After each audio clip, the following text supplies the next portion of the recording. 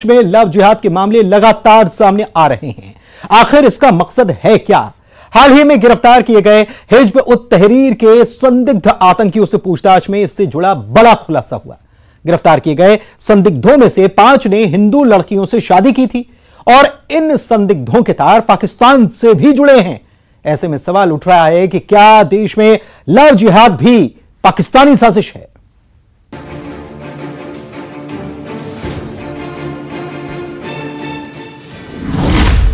साजिश के लिए शादी, शिकंजे में लव जिहादी, दहशत का प्लान, आका बैठे पाकिस्तान, नापाक मंसूबों का पर्दाफाश, आतंकियों ने उगले राज। एटीएस ने हाल ही में कट्टरपंथी इस्लामिक संगठन हिज्ब उत तहरीर के 16 संदिग्ध आतंकियों को गिरफ्तार किया था। इनमें से 11 भोपाल और छिंदवाड़ा से गिरफ्तार किए गए थे। इनसे पूछताछ में बड़ा खुलासा हुआ है। ये संदिग्ध आतंकी अपने मंसूबों को अंजाम देने के लिए लव जिहाद का सहारा ले रहे थे। देश में हाल के दिनों में लव जिहाद के कई मामले सामने आए हैं, लेकिन यह खुलासा चौंकाने वाला है। आतंकी अपनी साजिशों के लिए लव जिहाद का इस्तेमाल कर रहे हैं। एटीएस और आईबी की जांच में पता चला है कि गिरफ्तार किए गए हिज्ब उत तहरीर के संदिग्ध आतंकियों में से 5 ने हिंदू लड़कियों से शादी की थी। इनमें से 2 लड़कियों ने इस्लाम कबूल कर लिया। झूठी पहचान बताकर हिंदू लड़कियों को प्यार के जाल में फंसाना और उसके बाद शादी कर उनका धर्म परिवर्तन कराना। देश भर में ऐसे कई मामले सामने आ रहे हैं। ये साजिश क्यों? एटीएस और आईबी की जांच में जो खुलासे हुए हैं उससे पता चला है कि इसके तार पाकिस्तान तक से जुड़े हैं। जिन संदिग्धों को गिरफ्तार किया गया है उनके फोन से पाकिस्तान के नंबर मिले हैं, जिससे ये साफ पता चलता है कि ये संदिग्ध अपने पाकिस्तानी आकाओं से हुक्म ले रहे थे और सोची समझी रणनीति के तहत हिंदू लड़कियों को अपने जाल में फंसा रहे थे। हिज्ब उत तहरीर संगठन के जो आतंकी पकड़े गए हैं उनसे पूछताछ की जा रही है। इस पूछताछ में चौंकाने वाला खुलासा हुआ है। जो 11 युवक भोपाल के पकड़ में आए हैं उन युवकों ने बताया और उनकी शादी उन्होंने हिंदू युवतियों से की है। ऐसी 5 हिंदू युवतियों से इन्होंने शादी की है और ये सभी युवतियाँ अब अभी इन्हीं के साथ रह रही है। अब ये एंगल पे जांच की जा रही है कि ये लव जिहाद से जुड़ा मामला तो नहीं है। ऐसा तो नहीं है कि इन युवतियों को बहला फुसला कर या इन्हें प्रलोभन देकर इनसे दबाव बनाकर इनसे शादी की गई है या निकाह कराने के पहले इनसे धर्म परिवर्तन कराया गया है। इस तरह की सभी जांच और तफ्तीश के बाद ही पता चलेगा कि आखिर कितने और युवतियां इस तरह के संगठन से जुड़ी हुई है। एमपी से हिज्ब उत तहरीर के जिन संदिग्ध आतंकियों को गिरफ्तार किया गया था उनमें से 10 भोपाल से और 1 छिंदवाड़ा से पकड़ा गया था। गिरफ्तार संदिग्धों में भोपाल गैस त्रासदी एक्टिविस्ट का रिश्तेदार भी शामिल है। संगठन से इंजीनियर से लेकर टीचर्स तक जुड़े हैं। यह संगठन शरीयत कानून लागू कराने के लिए किसी भी हद तक जाने और हिंसा करने में विश्वास करता है। यह खुलासा बता रहा है कि अपने मंसूबों के लिए ये लव जिहाद भी कर रहे हैं। फिलहाल एजेंसियां इन आतंकी नेटवर्क की पड़ताल में जुटी हुई हैं। एटीएस की गिरफ्त में आए आतंकियों से पूछताछ जारी है। एक चौंकाने वाला खुलासा और सामने आया है, वो ये है कि ये आतंकी संगठन किसी बड़ी आतंकी घटना को अंजाम देने वाले थे और इसकी तैयारी लगातार चल रही थी। लेकिन उसके पहले ही एटीएस और आईबी ने जॉइंट ऑपरेशन में इन आरोपियों को धर दबोचा है। अब उसके बाद इनसे पूछताछ की जा रही है कि ये कहां और किस तरह की घटनाओं को अंजाम देने वाले थे। कैमरामैन खिलान सिंह के साथ शैलेंद्र चौहान, न्यूज 18 भोपाल। आतंक के साथ लव जिहाद के मामले में एमपी में सियासत तेज हो चुकी है। बीजेपी के प्रदेश अध्यक्ष वीडी शर्मा कह रहे हैं कि कुछ नेताओं की तुष्टीकरण की रणनीति से इस तरह के मामले आ रहे हैं, लेकिन कांग्रेस कह रही है कि अपराधी का कोई जाति धर्म मजहब होता नहीं, अपराधी सिर्फ अपराधी होते हैं। ये है ना, देखिए यही चैलेंज इस देश के अंदर है और यही केरल के अंदर बात हुई है और इन्हीं सारी बातों के बारे में हाईकोर्ट से लेकर के सब लोगों ने कहा है। तो ये कांग्रेस और दिग्विजय सिंह जैसे लोग इन्हीं बातों का समर्थन करना चाहते हैं। जो ये समाज ऐसी चीजों को न स्वीकार करेगा, इसका कड़ा जवाब मिलेगा कि अपराधी चाहे हिंदू हो, मुसलमान हो, सिख हो, ईसाई हो या क्रिश्चियन हो, अपराधी की कोई जात नहीं होती है। अपराधी अपराधी होता है, मगर उनका राजनीति में इस्तेमाल करना, वोटों के लिए इस्तेमाल करना, ये एक गंभीर अपराध है जो भारतीय। तो अपराधी सिर्फ अपराधी होता है, उसका जाति और धर्म नहीं होता है।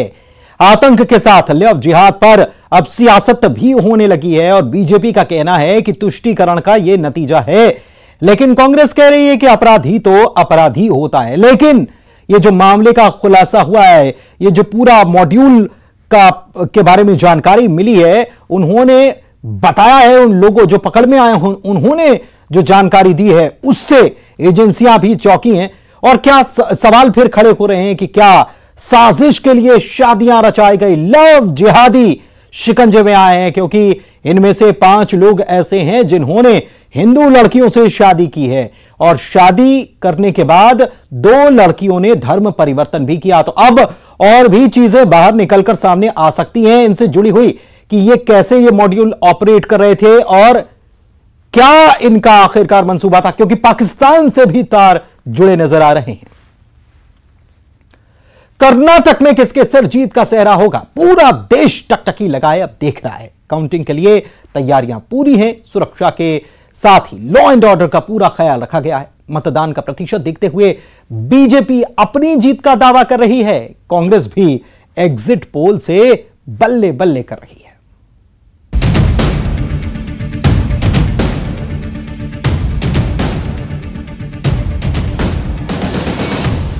कर्नाटक में काउंटिंग का काउंटडाउन शुरू हो चुका है। विधानसभा चुनाव के लिए वोटों की गिनती शनिवार की सुबह शुरू हो जाएगी। उम्मीद है कुछ ही घंटों में रुझान आ जाएंगे और दोपहर बाद तक स्थिति साफ हो जाएगी। वोटों की काउंटिंग के लिए चुनाव आयोग तो कमर कस ही चुका है। कांग्रेस, बीजेपी और जेडीएस जैसी पार्टियों ने भी अपनी तैयारियां पूरी कर ली है। 10 मई को मतदान के बाद हुए तमाम एग्जिट पोल बीजेपी और कांग्रेस के बीच कांटे की टक्कर बता रहे हैं, जबकि जेडीएस किंग मेकर की भूमिका निभा सकती है। सबसे पहले नजर डालते हैं कुछ एग्जिट पोल्स पर। Republic P marquee exit poll के मुताबिक कर्नाटक में बीजेपी को 85 से 100 सीटें, कांग्रेस को 94 से 108 सीटें और जेडीएस को 24 से 32 के साथ अन्य को 2 से 6 सीटें मिलने का अनुमान है। जी न्यूज के एग्जिट पोल के मुताबिक कर्नाटक में बीजेपी को 89 से 94 सीटें, कांग्रेस गठबंधन को 103 से 118 सीटें, जेडीएस को 25 से 33 सीटें और अन्य को 2 से 3 सीटें मिल सकती हैं। टाइम्स नाउ के एग्जिट पोल के मुताबिक कर्नाटक में बीजेपी को 78 से 94 सीटें, कांग्रेस गठबंधन 106 से 120 सीटें, जेडीएस को 20 से 26 सीटें और अन्य को 2 से 4 सीटें मिल सकती हैं। वहीं एशिया नेट के एग्जिट पोल के मुताबिक कर्नाटक में बीजेपी को 94 से 117 सीटें, कांग्रेस गठबंधन को 91 से 106 सीटें, जेडीएस को 14 से 24 सीटें और अन्य को 0 से 2 सीटें तक मिल सकती हैं। 10 मई को कर्नाटक की सभी 224 सीटों पर मतदान हुआ। सूबे की जनता ने लोकतंत्र पर भरोसा दिखाते हुए 70% मतदान किया। मतदान का प्रतिशत देखते हुए जहां बीजेपी अपनी जीत का दावा कर रही है, तो कांग्रेस एग्जिट पोल के आंकड़ों से उत्साहित है। हालांकि बीजेपी नेताओं का मानना है कि एग्जिट पोल कई बार गलत साबित हुए हैं।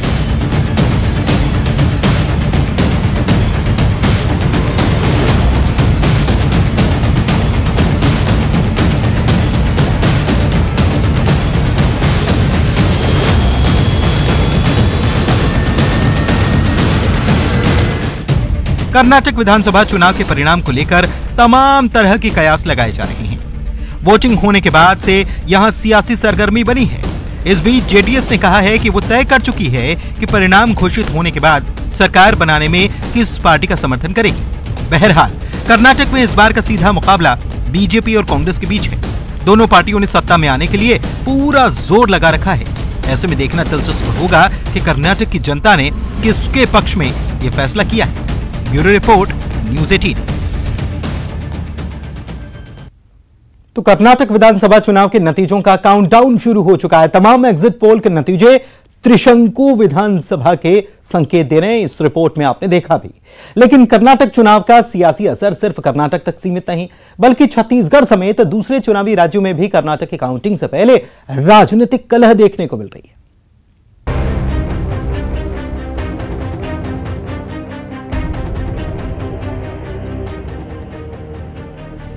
कर्नाटक में वोटिंग के बाद अब चुनावी नतीजों के ऐलान की बारी है। चुनाव नतीजों से पहले आया एग्जिट पोल में त्रिशंकु विधानसभा जैसी स्थिति बनती नजर आ रही है। हालांकि कांग्रेस के लिए अच्छी खबर है कि कई एग्जिट पोल पार्टी को बढ़त हासिल करती हुई दिखा रहे हैं। कर्नाटक विधानसभा का चुनाव महज आम ढर्रे पर होने वाला चुनाव नहीं है। इस चुनाव की सियासी अहमियत सिर्फ कर्नाटक की राजनीति तक सीमित नहीं, बल्कि 2024 के लोकसभा चुनाव के लिहाज से भी ये अहम माना जा रहा है। कर्नाटक के चुनाव के नतीजों को 2024 की चुनावी जंग से जोड़कर भी देखा जा रहा है। जाहिर है कर्नाटक के नतीजों पर सिर्फ कर्नाटक की नहीं बल्कि तमाम चुनावी राज्यों की नजर है। बात छत्तीसगढ़ की करें तो कर्नाटक को लेकर बीजेपी और कांग्रेस के अपने अपने दावे और अपनी अपनी आशंकाएं हैं। अब जैसे कर्नाटक चुनाव हो गया तो सारे लोग अब रायपुर में आने वाले हैं। आज 20-25 अधिकारी पहुंच जाएंगे, उसके पीछे पीछे और लोग आएंगे। तो अभी पूरा टारगेट में छत्तीसगढ़ और रायपुर है। मतलब अपनी हार स्वीकार कर लिए। यदि ऐसा बोल रहे हैं तो इसका मतलब हार स्वीकार कर लिए। और छत्तीसगढ़ जैसे कहीं रिजल्ट आ गया तो ऑपरेशन कमल कहां से हो जाएगा? वो 14 है और कांग्रेस 71 है, क्या ऑपरेशन कर लेंगे? और इस समय कर्नाटक की जनता ने ठान लिया है वो 150 पार जाना है, समझ गया ना? तो वो फिर उसके कहीं वो ऑपरेशन कुछ नहीं होना है। कर्नाटक के नतीजे आने से पहले ही छत्तीसगढ़ में भी सियासी कलह परवान चढ़ रहा है। और प्रधानमंत्री मोदी जी ने कहा है, एक बार नहीं अनेक बार कहा है, जो राज्य और देश का पैसा लूटेगा वो जेल जाएगा। और ईमानदार सरकार केंद्र में चल रही है और मोदी जी ने कहा कि न खाऊंगा न खाने दूंगा। तो इस प्रकार से भ्रष्ट आचरण वाले जो लोग हैं वो भयभीत हैं और मोदी जी तो कहते हैं कि वो भयभीत रहना चाहिए, तब जाकर देश सुधरेगा। कर्नाटक चुनाव का अंतिम परिणाम आना बाकी है। आगामी लोकसभा से पहले दक्षिण भारत में एकमात्र बीजेपी का माने जाने वाला कर्नाटक चुनाव का परिणाम कई मायनों में खास रहने वाला है। अब तक आए सर्वेक्षण के मुताबिक कांग्रेस की स्थिति मजबूत नजर आ रही है। हालांकि चुनाव परिणाम भी क्रिकेट मैच की तरह होते हैं, कब कौन बाजी मार जाए कुछ भी कहना बहुत मुश्किल हो जाता है। रायपुर से न्यूज़ 18 के लिए ममता लांजेवार की रिपोर्ट। पाकिस्तान धधक रहा है। आतंकवाद का सरपरस्त ये मुल्क अपनी ही लगाई आग में जल रहा है। कंगाली के साथ साथ गृह युद्ध जैसे हालात से गुजर रहे पाकिस्तान पर अब इमरजेंसी के बादल मंडरा रहे हैं। एक तरफ पूर्व प्रधानमंत्री इमरान खान हैं, जिनकी वजह से मुल्क हिंसा में झुलस रहा है, और दूसरी तरफ मौजूद शहबाज शरीफ की सरकार, जो देश के तमाम मुद्दों को छोड़कर इमरान को घुटनों के बल लाने में तुली है। और इन दोनों के बीच एक तीसरा किरदार वहां की अदालत है, जिसने एक बार फिर से इमरान खान को राहत सौंप दी है। देखिए रिपोर्ट।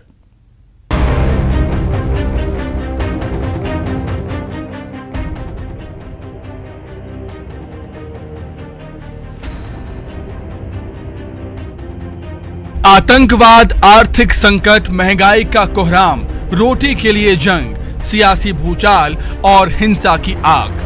आज दुनिया में पाकिस्तान की यही पहचान है। लीडर्स को करप्शन से फुर्सत नहीं, सेना को सियासत से वक्त नहीं और मुल्क की आवाम के हाथ अपना ही मुल्क जलाकर झुलस रहे हैं। आतंकवाद की सरपरस्ती में ये मुल्क ऐसा बर्बाद हुआ कि आज खुद के घर में आग लगी है, बुझाने वाला कोई नहीं बचा। पूर्व पीएम इमरान खान, शहबाज सरकार, सेना और अदालत, इन चारों की आपसी लड़ाई कम ना पड़ी तो अब आवाम भी मुल्क फूंकने निकल पड़ी। करप्शन के मामले में बड़े मुश्किल से शहबाज सरकार ने इमरान को पकड़ा जरूर, लेकिन पाकिस्तान की बड़ी अदालतों ने गिरफ्तारी को ही अवैध करार दे दिया। सरकार ने देश में हिंसा भड़काने के मामले में इमरान को जेल में रखने की दूसरी कोशिश की, लेकिन इस बार भी अदालत से इमरान को राहत मिली।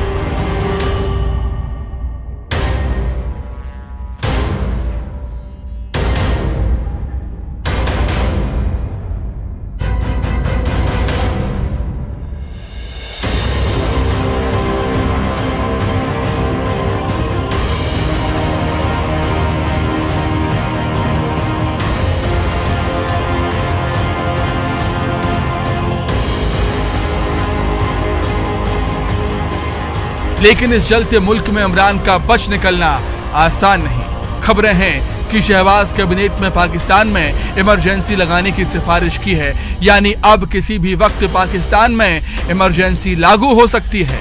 लगता नहीं है कि किसी भी कीमत पर मौजूदा सरकार इमरान को शिकंजों से बाहर रहने देगी।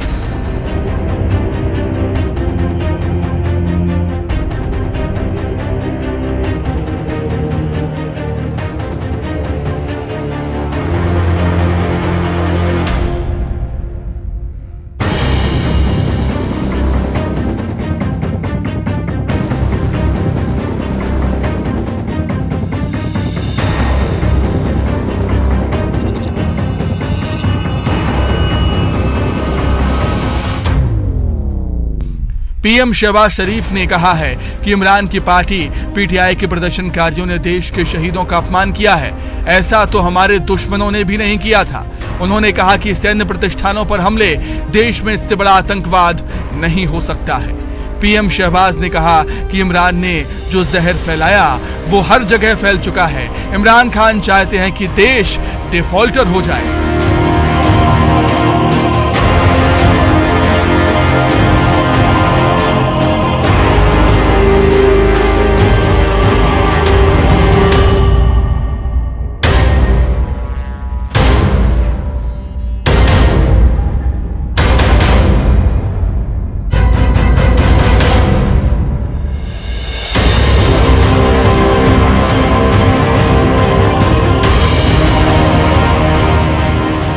नकदी संकट से जूझते पाकिस्तान में बीते कुछ दिनों से पूर्व प्रधानमंत्री इमरान खान की गिरफ्तारी के बाद जो सियासी घमासान मचा है, उससे फैली अशांति और उपद्रव का असर इकोनॉमिक स्तर पर दिखाई दिया है। पाकिस्तान का विदेशी मुद्रा भंडार घटते घटते 4.5 अरब डॉलर के निचले स्तर पर पहुंच चुका है।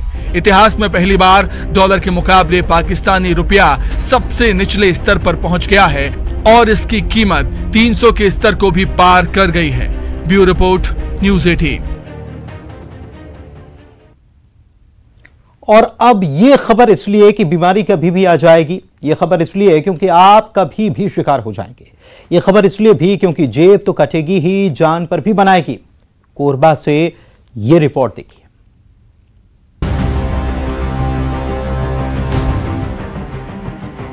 उपचार के नाम पर लूट का खेल, सिस्टम में सेंध, निगरानी हुई फेल।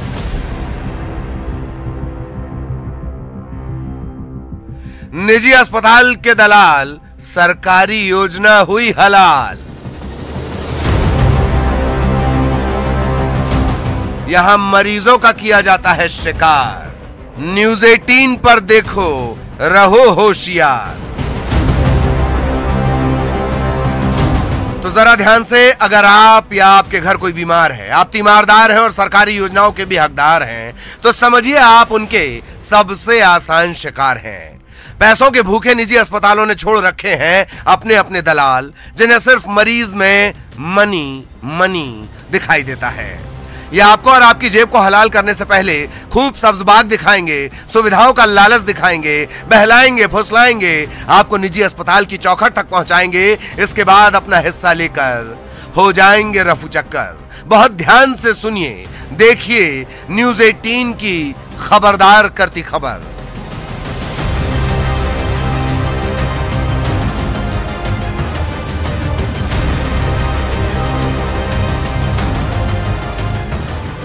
कोरबा में संचालित निजी अस्पताल के एजेंट इन दिनों सक्रिय हैं। मरीजों को लूटने के इरादे से निजी अस्पताल के दलाल सरकारी अस्पताल के आसपास चक्कर काटते हैं। मरीजों को बेहतर उपचार का झांसा देकर प्राइवेट अस्पताल में भर्ती करा लेते हैं और उपचार के नाम पर मोटा बिल थमा देते हैं। ऐसा ही कुछ देखने को मिला कोरबा जिला अस्पताल में। सड़क हादसे में घायल कुछ मरीजों को निजी अस्पताल के एजेंट अपने झांसे में लेने के लिए कार्ड थमाते हैं। कौन दिया पर्ची? ये पर्ची वो आया था, कृष्णा हॉस्पिटल गए, आया था, वो देख गया। क्या बोला? क्या बोला, वहाँ हॉस्पिटल ले जाना होगा तो इस नंबर में कॉल करो, वहाँ चलो हो जाएगा बोला जल्दी से। नहीं, राशन कार्ड में क्या बनता है बोलते हैं ना, आयुष्मान। हाँ, वो बनाएंगे बोले। और क्या क्या बोले तो बोला। हाँ, सब कुछ चलो बोल रहा था। मेरे को आया था इधर, बोलो क्या नाम है वो? इसमें लिखा है संतोष कुमार लिखा है। पीछे नंबर भी लिख के दिया? नहीं, यहाँ सामने नंबर लिख के। मेडिकल कॉलेज अस्पताल के अधीक्षक बता रहे हैं कि हमारे लिए भी इस तरह का मामला नया है। अगर जरूरत पड़ती है तो मरीजों को बिलासपुर रायपुर भेजा जाता है, लेकिन इस मसले की पड़ताल करेंगे और अगर कोई मरीजों को बहला फुसला रहा है तो कार्रवाई की जाएगी। अभी तक हमको ये तो पता नहीं था कि बाहर वाले अलग से इनको बुलाने के लिए आते हैं, क्योंकि हम लोगों ने स्ट्रिक्ट उसमें करके रखा है कि हमारे यहाँ से मरीज या तो रिफर होंगे तो हायर सेंटर जाएंगे रायपुर या बिलासपुर, कोई प्राइवेट हॉस्पिटल तो जाता नहीं है यहाँ पर। हम लोग उसको थोड़ा रोक के भी रखे हैं कि कोई मरीज ऐसा बाहर नर्सिंग होम में मत जाए। बेचारे गरीब मरीज आते हैं, उनका इलाज हम लोग यहाँ पर पूरी सुविधा के साथ करने की कोशिश कर रहे हैं। यदि कभी मजबूरी में रिफर करना पड़ता है तो हम लोग हायर सेंटर रिफर करते हैं। अब ऐसे आप बता रहे हैं कि कहीं पर कोई प्राइवेट वाला आके यहाँ पर ले जाने की कोशिश कर रहा है, तो जिस दिन पता चलेगा हमको तो उस पर तुरंत कार्रवाई करेंगे और इस चीज को हम बिल्कुल रोकेंगे। इस पे हम लोग इस पे बढ़ावा बिल्कुल नहीं देना चाहेंगे। लेकिन ये पहली बार नहीं जब एजेंट सरकारी अस्पताल पहुंचने वालों को बातों में उलझाकर निजी अस्पताल ले जाते हों। गरीबों को इलाज के नाम पर ठगने की खबरें लगातार आ रही हैं। स्मार्ट कार्ड और आयुष्मान कार्ड के जरिए भी कैसे खेल हो रहा है सबके सामने है। दलाल तो अस्पताल से अपना कमीशन लेकर चले जाते हैं, पीछे छोड़ जाते हैं मरीज को। जो बीमारी से बच जाता है तो मुफलिसी और मुसीबत उसका शिकार कर लेती है। छत्तीसगढ़ में लगातार आयुष्मान योजना में फर्जीवाड़े की खबरें और सख्त कार्रवाई के बयान सामने आते हैं, लेकिन कोरबा से आई खबर बताती है कि ये सब फिलहाल तो बेअसर है। अब्दुल असलम, न्यूज़ 18, कोरबा। तो आप भी रहिए सावधान और मुझे दीजिए इजाजत। नमस्कार।